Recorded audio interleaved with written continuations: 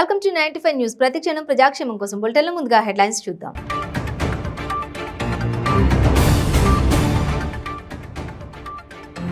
దేశంలో తగ్గుముఖం పడుతున్న వంట నూనెల ధరలు గతేడాదితో పోలిస్తే 46 నుంచి 57% వరకు తగ్గుముఖం.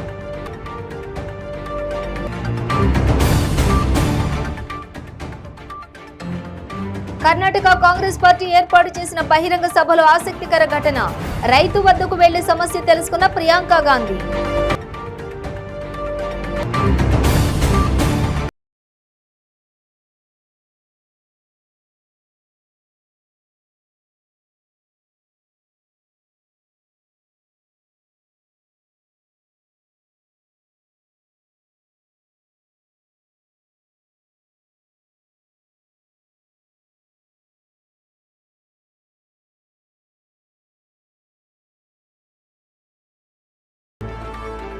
ఇక డీటెయిల్స్ చూస్తే గతేడాది సామాన్యులను బెంబేలెత్తించిన వంట నూనె ధరలు తగ్గుముఖం పట్టాయి. అప్పట్లో ఉక్రెయిన్ నుంచి సరఫరా ఆగిపోవడంతో ధరలు కొండెక్కాయి. అయితే మళ్లీ ఇప్పుడు సరఫరా ప్రారంభం కావడంతో భారత్లో సన్ఫ్లవర్, సోయాబీన్, ముడి నూనెల ధరలు భారీగా తగ్గాయి. గతేడాదితో పోలిస్తే ధరలు 46 నుంచి 57% వరకు తగ్గాయి. ఈ తగ్గుదల రిటైల్ మార్కెట్లో మాత్రం 16 నుంచి 17%గానే ఉండనుంది. దిగుమతి చేసుకునే ముడి సన్ఫ్లవర్ నూనె ధర సోయాబీన్, పామాయిల్ ధరల కంటే తక్కువగా ఉన్నట్లు సాల్వెంట్ ఎక్స్ట్రాక్చర్ అసోసియేషన్ ఆఫ్ ఇండియా గణాంకాలు చెబుతూ ఉన్నాయి. ముంబైలో ముడి సన్ఫ్లవర్ ఆయిల్ ధర టన్నుకు ప్రస్తుతం 81,300 ఉండగా టన్ను ముడి పామాయిల్ ధర 82,000గా ఉంది. సోయాబీన్ ఆయిల్ ధర 85,400గా ఉంది. ఏడాది క్రితం మాత్రం ముడి పామాయిల్, సోయాబీన్ ధరల కంటే సన్ఫ్లవర్ నూనె ధర ఎక్కువగా అంటే 1.7 లక్షలు ఉండేది. అయితే ఇప్పుడు మళ్లీ ఉక్రెయిన్ నుంచి ముడి నూనెల సరఫరా ప్రారంభమైందని, సన్ఫ్లవర్ ఆయిల్ దిగుమతి అధికంగా ఉందని ఎస్ఈఏఐ ఎగ్జిక్యూటివ్ డైరెక్టర్ బివి మెహతా తెలిపారు. దిగుమతులు పెరగడంతో నిల్వలు కూడా అదే స్థాయిలో పెరగడం వల్ల ధరలు తగ్గుముఖం పట్టినట్లు చెప్పారు. అయితే రిటైల్ మార్కెట్లో తగ్గిన ధరలు అందుబాటులోకి రావడానికి మరికొంత సమయం పట్టే అవకాశం ఉందని పరిశ్రమ వర్గాలు చెబుతున్నాయి.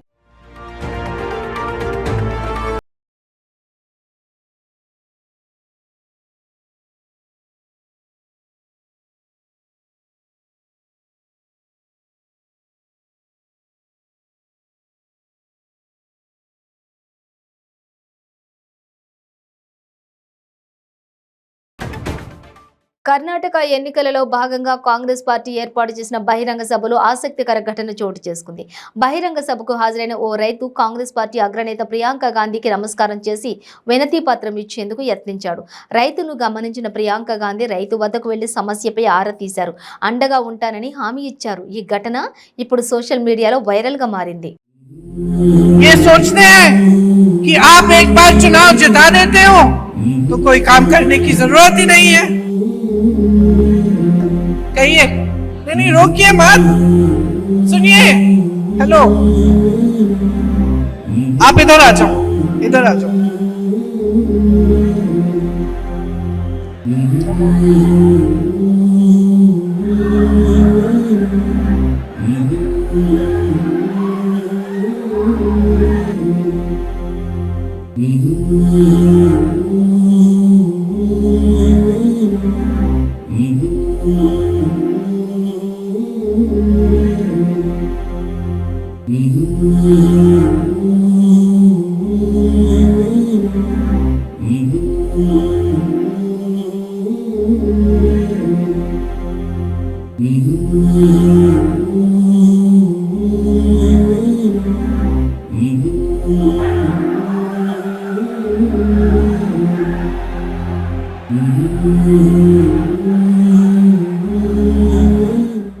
సిద్దిపేటలో పివి నరసింహారావు తెలంగాణ పశు వైద్య విశ్వవిద్యాలయ భవన సముదాయానికి మంత్రులు మంత్రి హరీష్ రావు, తలసాని శ్రీనివాస్ యాదవ్ శంకుస్థాపన చేశారు. ఈ కార్యక్రమంలో MP Kotha Prabhakar Reddy, MLC Farooq Hussain, ZP chairperson Roja Sharma, collector Prashant Jeevan Patil తదితరులు పాల్గొన్నారు. ఈ సందర్భంగా మంత్రి హరీష్ రావు మాట్లాడుతూ మత్స్య సంపద అభివృద్ధిలో తెలంగాణ దేశానికి ఆదర్శంగా నిలిచిందన్నారు. రైతు ఏడ్చిన రాష్ట్రం ముందుకు పోదంటారు. మూగ జీవాలకు కూడా కేసీఆర్ నాయకత్వంలో విస్తృత సేవలు అందిస్తున్నామని అన్నారు. బీజేపీ నేతలు ఢిల్లీలో మెచ్చుకుంటారు, గల్లీలో తిడతారని అన్నారు. మిషన్ భగీరథ, రైతు బంధును కూడా నకలు కొట్టి దేశమంతా అమలు చేస్తున్నారని విమర్శించారు.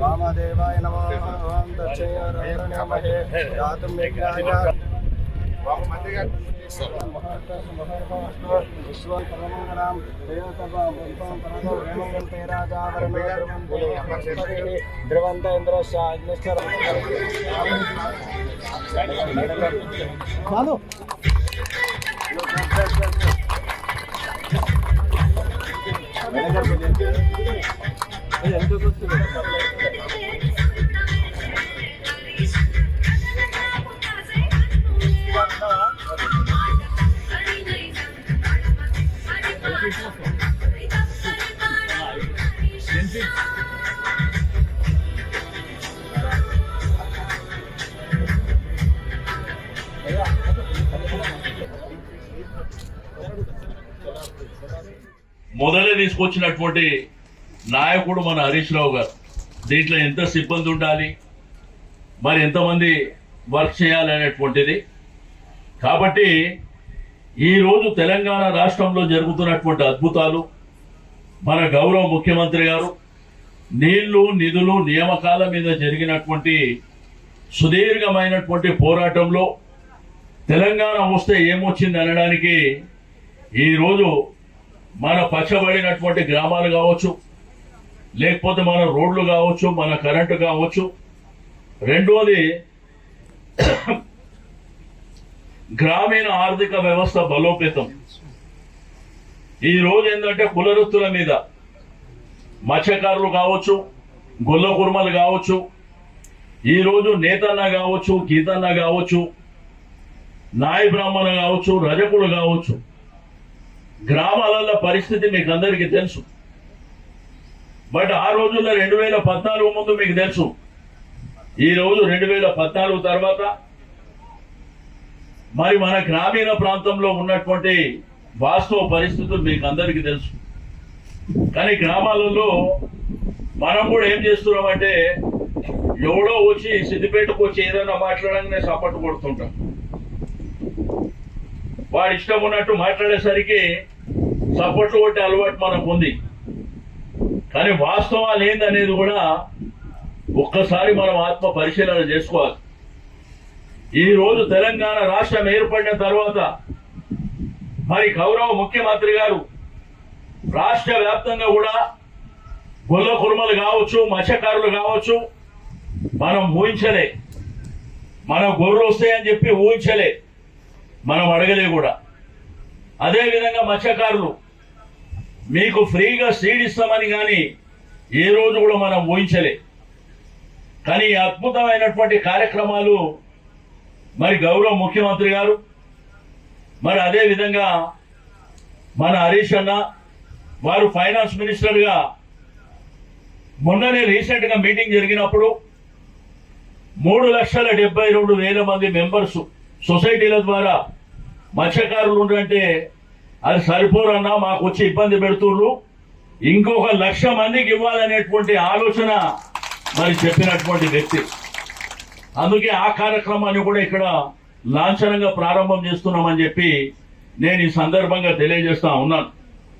కాబట్టి మీ అందరికీ నేను కోరుకునేది ఒకటే, 2014 ముందు బాల్కొండ నియోజకవర్గంలోని అకాల వర్షానికి నష్టపోయిన పంటలను మంత్రి వేముల ప్రశాంత్ రెడ్డి పరిశీలించారు. కేసీఆర్ ప్రభుత్వం అండగా ఉంటుందని రైతులకు భరోసా కల్పించారు. మంత్రి వేముల ప్రశాంత్ రెడ్డి మాట్లాడుతూ అన్నదాతలకు కేసీఆర్ ఎలాంటి ఇబ్బందులు రానివ్వరన్నారు. నష్టపోయిన ప్రతి రైతుని ఆదుకుంటామన్నారు. ఎకరాకు 10,000 సహాయంతో రైతులకు అండగా నిలుస్తామని తెలిపారు. తడిసిన ధాన్యాన్ని కూడా రాష్ట్ర ప్రభుత్వం కొనుగోలు చేసే ప్రయత్నం చేస్తుంటే కేంద్రం కొర్రీలు పెడుతుందని మండిపడ్డారు. నష్టపోయిన పంటలను కేసీఆర్ ఎకరానికి 10,000 ఇచ్చినట్లు కేంద్రం కూడా 10,000 ప్రకటించాలని డిమాండ్ చేశారు.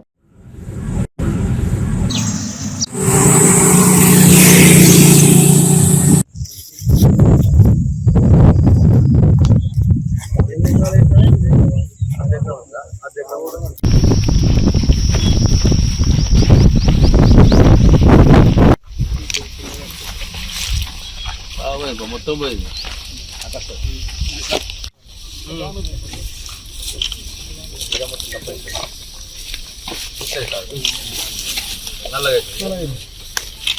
వ్యాధి తీసుకున్న దాంట్లో అవి రాదది ఒకసారి అది ఇప్పుడు అవుతుంది.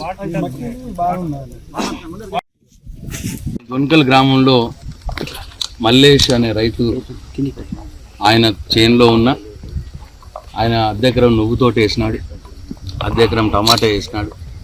పొలం ఎంత వేసినాడు? ఎకరన్నర పొలం వేసినాడు. అంటే ఈయన 2.5 ఎకరాల రైతు, చిన్న రైతు. దురదృష్టవశాత్తు ఈ నెలలో పడ్డటువంటి వానల వల్ల ఆయన పాపం నువ్వు పంటను కోల్పోయిండు, టమాటా పంటను కోల్పోయిండు, అట్లనే పొలం కూడా చెడిపోయింది. చాలా బాధలు ఉన్నాయి. నిజం కూడా అందరికీ బాధనే, ఇది జరగద్దు. అందుకే ఆయన నష్టాన్ని పూర్తిగా తీర్చలేం. కానీ మరి దేశంలో ఎవ్వరు కూడా ముందుకు రానట్టు గౌరవ ముఖ్యమంత్రి కేసీఆర్ గారు తెలంగాణ రాష్ట్రంలో వడగండ్ల వాన, అధిక వర్షాల వల్ల నష్టపోయిన పంట ఆ రైతుకు ఆర్థిక సాయం చేద్దామని చెప్పి, ఇంత ఆర్థిక సాయం ఎవరు కూడా చేయలేదు ఇప్పటిదాకా. ఎకరానికి 10,000 రూపాయలు ఆ రైతుకు ఆర్థిక సాయం చేద్దామని చెప్పి ప్రకటన చేసినారు. నేను నా రైతాంగం ప్రక్షాళన వారికి నా హృదయపూర్వక ధన్యవాదాలు తెలియజేస్తా ఉన్నా. మొత్తంగా వాళ్ళకు నిండకపోవచ్చు, కానీ కొద్దిలో కొంత ఎంతైనా ఒక అలా ఊరటగా ఇవాళ ముఖ్యమంత్రి గారు 10,000 రూపాయలు ఇవ్వడానికి ముందుకు వచ్చినారు. రాష్ట్రంలో జగన్మోహన్ రెడ్డి ప్రభుత్వం అసమర్థత చేతగానితనం వల్లే మైనారిటీలపై గతంలో ఎన్నడూ లేని విధంగా దాడులు కొనసాగుతున్నాయని టీడీపీ జాతీయ ప్రధాన కార్యదర్శి నారా లోకేష్ దుయ్యబట్టారు. కర్నూలులో లోకేష్తో గుప్తగు కార్యక్రమంలో భాగంగా యువనేత లోకేష్ ముస్లిం మైనారిటీ సోదరులతో ముఖాముఖి సమావేశమయ్యారు. ఈ కార్యక్రమానికి సంధానకర్తలుగా కడపకు చెందిన డాక్టర్ నూరి పర్వీన్, మైనారిటీ హక్కుల పరిరక్షణ సమితి రాష్ట్ర అధ్యక్షులు ఫారూక్ షుబ్లీ వ్యవహరించారు. ఇక ఈ సమావేశంలో మైనారిటీ అడిగిన ప్రశ్నలకు లోకేష్ ముక్కుసూటిగా సమాధానమిచ్చారు. రాక్షసులతో పోరాడడానికి మీ మద్దతు కావాలని ముస్లింలను కోరారు. పెట్టిందో అక్కడి నుంచి నేను ప్రారంభిస్తానన్నా, నేను చదువుతాను, డాక్టర్ అవుతాను. ఎవరైతే మా అక్కకి ఆత్మహత్య చేసిన కారణం అయ్యారో వాళ్ళకి తగిన గుణపాఠం చెప్పాలంటే నేను డాక్టర్ అయి చెప్తానని ఆ బాబు చెప్పాడు. అంటే మైనారిటీ సోదరులు బాగా చదువుకోకూడదా? మైనారిటీ పాప బాగా చదువుకుని డాక్టర్ అవ్వకూడదా? మీ ముందర ఇక్కడ చెల్లి ఉంది, బాగా చదివింది, డాక్టర్ అయింది, కడపలో 10 రూపాయలకే ట్రీట్మెంట్ చేస్తుంది. అంటే ఎవరు కలలు కనకూడదా? ఒక చెల్లిని ఆదర్శంగా తీసుకుని పిల్లలు పైకి రాకూడదా? ప్రభుత్వాన్ని కానీ సరిగా స్పందించి ఎవరైతే దీని వెనకాల ఉన్నారో, ఈ ఆత్మహత్య వెనకాల ఉన్నారో వాళ్ళని కఠినంగా శిక్షించుంటే ఇంకెవరన్నా మైనారిటీ సోదరుల వైపు చూడాలన్నా వేధించాలన్నా భయపడేవారు. చట్టాలు ఈ ప్రభుత్వంలో కొంతమంది చుట్టాల్లాగా మారుతుంది. అందుకే రేపు తెలుగుదేశం పార్టీ అధికారంలోకి వచ్చిన మొదటి 3 నెలల్లోనే ఎవరైతే ఈ ఆత్మహత్యకు కారణం అయ్యారో వాళ్ళని శిక్షించే బాధ్యత మేము తీసుకుంటాను కూడా. ఆ కుటుంబానికి ఆనాడే హామీ ఇచ్చాను. దానికి ఇప్పుడు కూడా మీ లోకేష్ కట్టుబడి ఉన్నాడు. ఇప్పుడు కూడా ఆలస్యం కాదు. ఈ ప్రభుత్వానికి చిత్తశుద్ధి ఉంటే మైనార్టీ సోదరులు ఒక ఉప ముఖ్యమంత్రి గారు ఉన్నారే, ఆయన నిజంగానే మైనార్టీల పైన గౌరవం ఉంటే ముఖ్యమంత్రి గారు బతిమలాడతారో ఏం చేస్తారో ఆయనకు వదిలేస్తా. పోరాడి ఈ కుటుంబాన్ని న్యాయం చేయాలి. అంతేగాని పదవిచ్చాడు గనక హత్య చేసిన వాళ్ళని, ఆత్మహత్య కారణం అయిన వాళ్ళని వదిలిపెడితే ఇది సరికాదని ఆ పెద్దలు కూడా నేను గుర్తు చేస్తున్నాను. క్రీడాకారుల్లో దాగి ఉన్న ప్రతిభను వెలికి తీసేందుకు క్రికెట్ పోటీలు నిర్వహిస్తున్నామని, అందుకు ఏర్పాటు చేస్తున్నట్లు ఆంధ్ర క్రికెట్ అసోసియేషన్ ఏసీఏ కార్యదర్శి గోపీనాథ్ రెడ్డి తెలిపారు. ఏసీఏ ఆధ్వర్యంలో ఆంధ్ర ప్రీమియర్ లీగ్ సీజన్ 2 పేరుతో త్వరలోనే పోటీలు నిర్వహించనున్నట్లు తెలిపారు. లీగ్లో మొత్తం 21 మ్యాచ్లు జరుగుతాయని, ప్రతి జట్టు 6 మ్యాచ్లు ఆడతాయన్నారు. విశాఖపట్నం, కడప ప్రాంతాల్లో ఈ మ్యాచ్లు నిర్వహించనున్నామని జాతీయ స్పోర్ట్స్ ఛానల్లో ప్రత్యక్ష ప్రసారం చేయనుందని వెల్లడించారు. నూతన టీం ఎంపిక కోసం ప్రముఖ కార్పొరేట్ కంపెనీ నుంచి దరఖాస్తులు కోరుతున్నామని తెలిపారు. 1 technical bid, 2 financial bid. Technical బిడ్లో ఏదైతే మేము ఇస్తామో ఆ వాటికి రీచ్ అయిన టెక్నికల్గా ఎవరైతే మేము అడిగిన క్రెడెన్షియల్స్ మీట్ అవుతారో వాళ్ళ బిడ్లు మాత్రమే తెరవబడతాయి. అలానే ఎవరైతే ఈఎండి ఉండి ఎవరైతే అప్లికేషన్ అమౌంట్ కట్టి ఉంటారో వాటి యొక్క బిడ్స్ మాత్రమే తెరవబడతాయి. దాంట్లో 1.35 మినిమం బిడ్ అబోవ్ ఎవరు హైయెస్ట్ ఎవరు చేస్తారో వాళ్ళకు మాత్రం ఇవ్వడం జరుగుతుంది.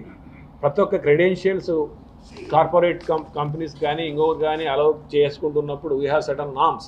ఎందుకంటే ఆ decor of the governing matches తగ్గకుండా ఉండడానికి మాకు కొన్ని విధి విధానాలు పెట్టుకున్నాం. ఈ ప్రాసెస్లో ఇది 12th 3 o'clock వరకు టెండర్ వేయచ్చు. ఫ్రమ్ 8th స్టార్ట్ అవుతుంది అప్లికేషన్స్. 13వ తారీఖున ఎవరు హైయెస్ట్ బిడ్డర్, ఎందుకంటే 1 day టైం తీసుకున్న తర్వాత వీళ్ళు announce it who is the main successful bidder అనేది ఆ రోజు కూడా అనౌన్స్ చేస్తాం. ఎందుకంటే 17th we are proposing for auction. ఏదైతే మన ప్లేయర్స్ ఆక్షన్కి వెళ్ళాలని ఉన్నాం, లాస్ట్ టైం కూడా ప్లేయర్స్ ఆక్షన్ మీ అందరి ముందనే చేసాం. ఈసారి కూడా దానికన్నా ఇంకా బిగ్గర్ వేలో 17th ఆక్షన్ చేయాలనుకుంటున్నాం, ప్లేయర్స్ ఆక్షన్. ఈ ప్రాసెస్లో మీ ద్వారా నేను చెప్పిన ఈ డీటెయిల్స్ వెళ్తే అందరికి రీచ్ కావాలని మా ముఖ్య ఉద్దేశం. ఈ ప్రాసెస్లో రిమైనింగ్ విషయాలు మిగతా గవర్నింగ్ కౌన్సిల్ మెంబర్స్ మీకు ఎక్స్ప్లెయిన్ చేస్తారు. సో దిస్ ఈజ్ ఫైనల్గా వీఆర్ అనౌన్సింగ్ న్యూ టీమ్ గురించి ముందుకెళ్తున్నాం. 1, 2 ఈ 17th నుంచి టోర్నమెంట్ స్టార్ట్ అవుతుంది అనేది రెండో విషయం మీద తెలియజేస్తుంటున్నాను. థ్యాంక్ యూ అండి. Thank you for your support. Thank you. ఒకటే బ్రాడ్కాస్టింగ్ జరిగిందండి లోకల్ లెవెల్లో. ఈసారి we are making it global one. National లెవెల్లో Star Sports English and Telugu national లెవెల్లో కూడా చేయడం జరుగుతుంది. అంటే we are stepping up our sales. This will give definitely good promotion to the players of our state. అంతవరకు ఖచ్చితంగా చెప్పగలుగుతాం. విధి విధానాల్లో consortium companies minimum turnover eligibility ఉంటుందండి. ఈ డీటెయిల్స్ అన్నీ కూడా స్టేడియం దగ్గర ఫిజికల్ మోడ్లో అప్లికేషన్ ఫామ్స్ తీసుకుంటే వాళ్ళకి అవైలబిలిటీ ఉంటుంది. స్టేడియం దగ్గర ఫిజికల్ మోడ్లో. I think all other things have been covered by our Honorable Secretary. So, if you have any doubts, our CEO. So, APL 2022 was so much successful. ఈ రోజు 2023 APL అంటేనే చాలా pressure వస్తూ ఉంది. ఎందుకంటే BCCI రికగ్నైజేషన్ స్టేట్స్లో after Tamil Nadu Andhra cricket association official permission వచ్చిన only second state is Andhra cricket association అని గర్వంగా చెప్పుకోగలుగుతున్నాం. దానికి కృషి చేసినటువంటి మా ప్రెసిడెంట్ గారికి, సెక్రటరీ గారికి ధన్యవాదాలు తెలియజేసుకుంటూ బులెటిన్లో షార్ట్ బ్రేక్ తీసుకుందాం. ಕೆಂಪು ರುಬಿ, ಮುತ್ಯಂ ಪೆರ್, పగడం కోరల్, పచ్చ యమరాల్, కనకపుష్య రాగం ఎల్లో సఫైర్, వజ్రం డైమండ్, నీలం బ్లూ సఫైర్, గోమేధికం హెసోనైట్, వైఢూర్యం క్యాట్సైట్. రత్నాల్లో మహత్యం ఏమిటి? రత్నం పెడితే తలరాత మారుద్దా?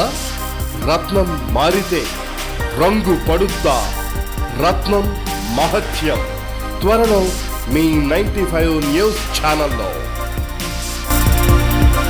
మీ జాతకం బాగాలేదని ఇబ్బంది పడుతున్నారా?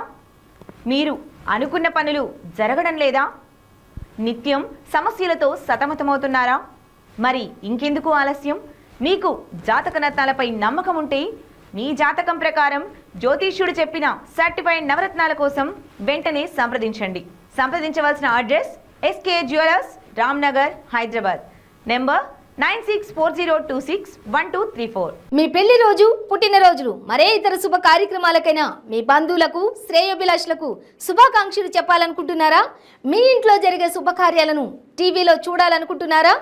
అయితే ఆలస్యం ఎందుకు? 95 న్యూస్ అందిస్తోంది మీకు ఆ అద్భుతమైన అవకాశం. ఆలస్యం ఎందుకు? స్క్రీన్ పై కనిపించే ఈ నంబర్కు వెంటనే డయల్ చేయండి. మీరు చెప్పే శుభాకాంక్షలు ప్రత్యక్ష ప్రసారంలో చూడండి.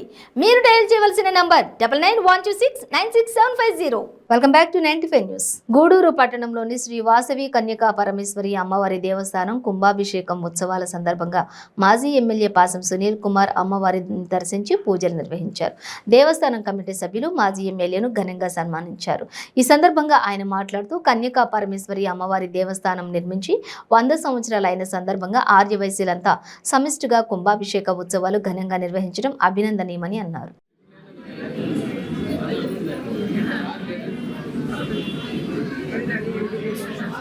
శ్రీ వాసవి పరమేశ్వరి దేవస్థానం ప్రారంభించి 100 రోజులు పూర్తయిన సందర్భంగా 100 సంవత్సరాలు పూర్తయినటువంటి సందర్భంగా గూడూరు టౌన్లో ఉన్నటువంటి ఆర్య వయసులంతా కూడా ఒక దాటి మీద వచ్చి అందరూ కూడా ఒకే మాట మీద ఉండి దాదాపు 5 రోజులు ఇక్కడ మహాకుంభాభిషేకం చేసి ఎవరు కూడా చేయని విధంగా ఈరోజు ఈ కార్యక్రమాన్ని చేపట్టినందుకు ఆర్యవైశ్య సంఘంలో ప్రతి ఒక్కరికి కుటుంబ సభ్యులందరూ కూడా పేరు పేరున ధన్యవాదాలు తెలియజేస్తున్నా. అలాగే ముఖ్యంగా ఆర్యవైశ్య మహిళలందరూ కూడా మనస్ఫూర్తిగా ధన్యవాదాలు తెలియజేస్తున్నా. ఈ 5 రోజులు అందరూ కూడా ఇక్కడికి వచ్చి ఈ కార్యక్రమాన్ని జయప్రదం చేసినందుకు మనస్ఫూర్తిగా ధన్యవాదాలు తెలియజేస్తూ రాబోయే రోజుల్లో కూడా అలాగే కృష్ణా జిల్లా గుడివాడ నియోజకవర్గంలో ఈ నెల 19వ తేదీన ముఖ్యమంత్రి జగన్మోహన్ రెడ్డి చేతుల మీదుగా లబ్ధిదారులకు టిడ్కో ఇళ్ల పంపిణీ జరుగుతుందని ఎమ్మెల్యే కొడాలి నాని తెలిపారు. Kodali Nani Machilipatnam MLA Perni Nani, CM Jaganmohan Reddy program coordinator Talasila Raghuram, జిల్లా ఎస్పీ జాషువా, కలెక్టర్ రాజబాబులు ముఖ్యమంత్రి రాక సందర్భంగా మల్లాయపాలెంలోని టిడ్కో ఇళ్ల వద్ద ఏర్పాటుకు పరిశీలించారు. అనంతరం కొడాలి నాని మీడియాతో మాట్లాడుతూ 19వ తేదీన ముఖ్యమంత్రి గుడివాడ వస్తున్నారని, ప్రస్తుతం వర్షాల కారణంగా పనులు కొంచెం ఆలస్యమైన 19వ తేదీన ముఖ్యమంత్రి పర్యటన జరుగుతుందని తెలిపారు. ఈ నెల 22వ తేదీన మచిలీపట్నంలోని పోర్టుకు సీఎం చేతుల మీదుగా శంకుస్థాపన జరుగుతుందని నాని అన్నారు. 4,000 కోట్ల రూపాయల వ్యయంతో 1900 ఎకరాల ప్రభుత్వ భూమి విస్తీర్ణంలో పోర్టు పనులు ప్రారంభమవుతాయని అన్నారు.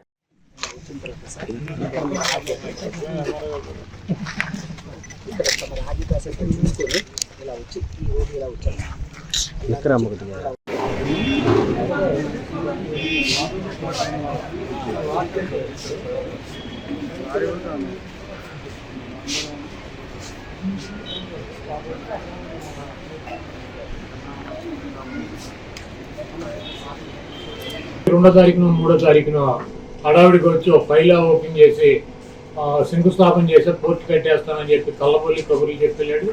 అదేవిధంగా టిడ్కో ఇళ్ళు ఎన్టీఆర్ హౌసింగ్ అని చెప్పి నేనే నిర్మిస్తానని చెప్పి 3,400 ఇళ్ళు మొదలెట్టి దాంట్లో 1,200 ఇళ్ళు కూడా 25% పూర్తి చేయకుండా వెళ్ళిపోయినటువంటి వ్యక్తి చంద్రబాబు నాయుడు.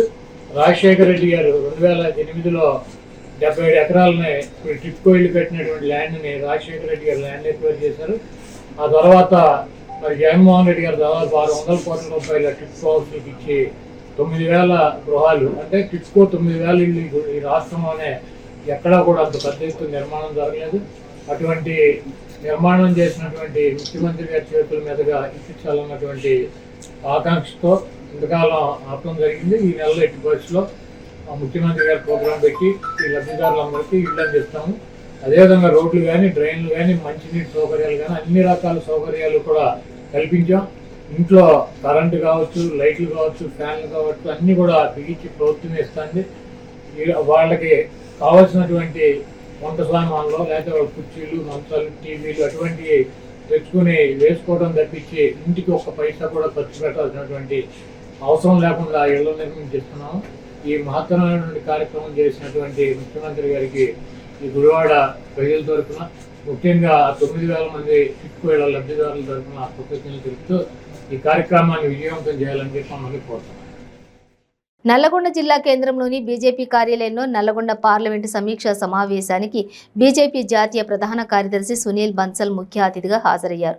నల్లగొండ పార్లమెంటు పరిధిలోని అసెంబ్లీ కోర్ కమిటీ సభ్యులు, పార్లమెంటు టీం, పార్లమెంటు అసెంబ్లీ విస్తారకులు 2018-2019లో శాసనసభకు పార్లమెంటు పోటీ చేసిన నాయకులు, పార్లమెంటు పరిధిలోని జిల్లా ఆఫీసు బేరర్స్ హాజరయ్యారు. రాబోయే అసెంబ్లీ ఎన్నికల నేపథ్యంలో బీజేపీ కార్యకర్తలను కర్మ్యూనులను చేశారు. ఒక 4-5 రోజుల్లో పే చేసుకోవచ్చు. దానికి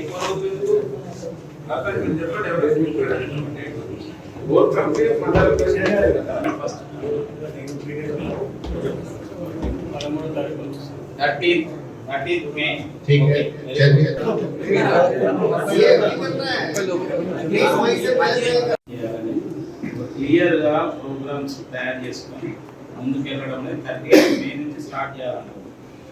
దానికంటే ముందు మీటింగ్ పెట్టుకోవాలి. तो उससे पहले कब बैठेंगे? असेंबली का जरा डेट बोलिए. सभी असेंबली वाले अपना डेट बोलिए. असेंबली का छोटा ग्रुप बैठना है. Mandal president plus assembly incharge, assembly convener, joint convener है.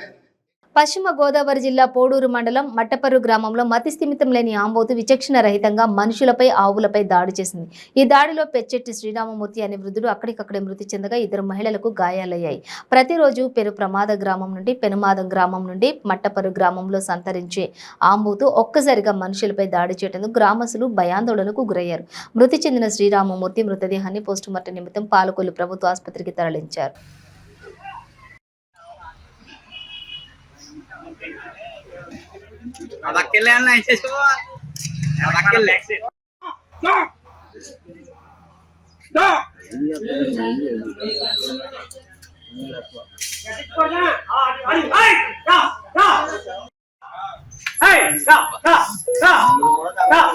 रोड में लगना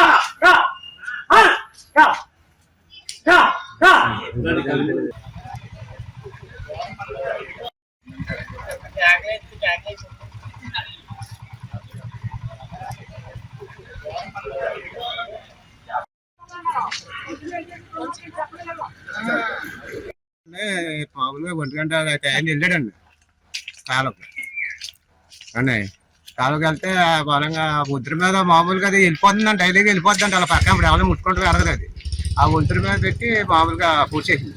పొడిచేసి ఆవు అక్కడే ఉన్నదండి. ఆవు పడుకుని ఒంతరిని పొడిచేసింది.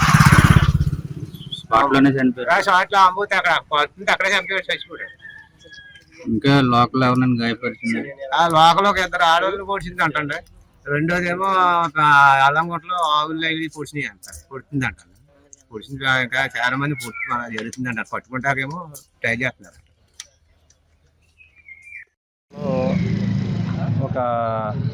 ఒక ఆంబోతు ఒకటి తిరుగుతుండేది. గతంలో చాలా బాగానే ఉండేది. ఈ మధ్యకాలంలో నిన్నటి నుంచి దానికి తేడా రావటం వల్ల మట్టపర్రు గ్రామంలో పెచ్చెట్టి శ్రీరామమూర్తి గారు అనే ఆయన చనిపోవడం జరిగింది. అది కాకుండా ఇంకో 2 ఆవులను కూడా పొడవటం, అదే కాకుండా గ్రామంలో కొంచెం బీభత్సం సృష్టించడం వల్ల మేము ఫైర్ స్టేషన్ సంప్రదించడం, అదే కాకుండా పోలీసు వారిని కూడా సంప్రదించడం, అదే కాకుండా మన గ్రామ పంచాయతీ వారిని కూడా సంప్రదించడం జరిగింది. దాన్ని పట్టుకునే ప్రయత్నం గ్రామ ప్రజల కానించి మొత్తం అందరూ కూడా ఎవరికి తగిన సాయం వారు ట్రై చేస్తున్నారు. అందుకోసం జనాలు అయితే భయాందోళనలో ఉన్నారు. ఫైర్ స్టేషన్ వారు అనగా ప్రతి సిబ్బంది కూడా ఎవరు తోసిన సహాయం వారు చేస్తున్నారు కాబట్టి ఆ ప్రయత్నంలో మేము ముందుకెళ్తున్నాం. బులెటిన్ ముగించే ముందు హెడ్లైన్స్ మరోసారి.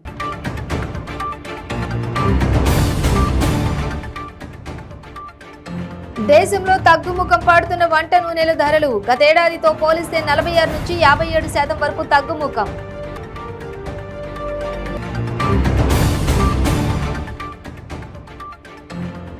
కర్ణాటక కాంగ్రెస్ పార్టీ ఏర్పాటు చేసిన బహిరంగ సభలో ఆసక్తికర ఘటన. రైతు వద్దకు వెళ్లి సమస్య తెలుసుకున్న ప్రియాంక గాంధీ.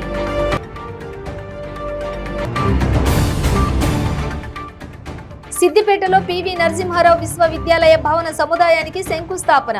మత్స్య సంపద అభివృద్ధిలో తెలంగాణ దేశానికి ఆదర్శంగా నిలిచిందన్న మంత్రి హరీష్ రావు.